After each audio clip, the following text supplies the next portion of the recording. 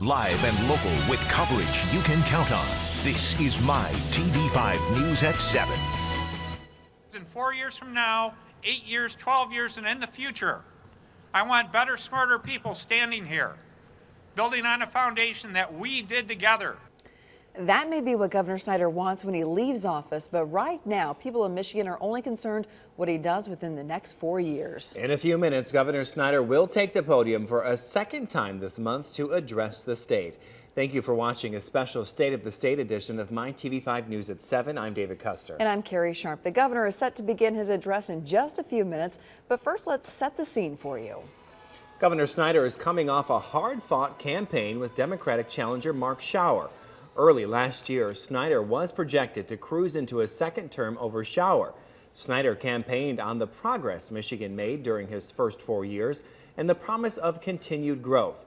He has also been praised for the handling of the Detroit bankruptcy issue. The city has now emerged from Chapter 9 bankruptcy and is on much more sound financial footing. But during the campaign, Democrats made a late push to close the gap. That included visits by high-powered politicians like Bill and Hillary Clinton, as well as President Obama and the First Lady.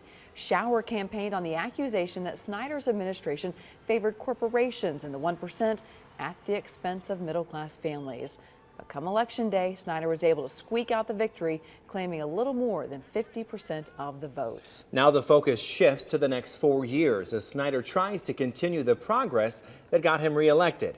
He is expected to touch on a variety of topics, but here are some of the main points. The Detroit Free Press reports he is expected to announce the merger of two major departments, the Department of Community Health and the Department of Human Services. Now, these two departments employ a combined 14,000 people.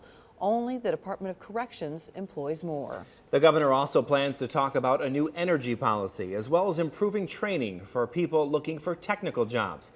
The budget will be an issue. Last week, the House Fiscal Agency announced that Michigan has a projected $454 million shortfall. The House blames the deficit on the rise in tax credits for profitable businesses, credits that have grown under Snyder's tenure.